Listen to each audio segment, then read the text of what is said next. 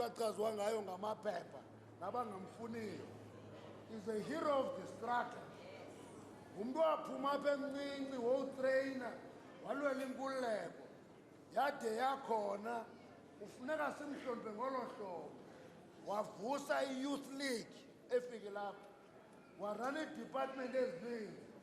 Into endingasoze ndiyiqonde endivisa inhliziyo ebuhlungu kuba uJackie ongena etrongweni aphuma angene esibhedlela ade abhubhe uaglothi uhamba free.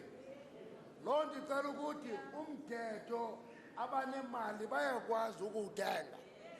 Mayiqiniswe ke loo nto, avalwe loo mathuba. Umthetho usebenzele abahluphekileyo nabanemali ngokufana.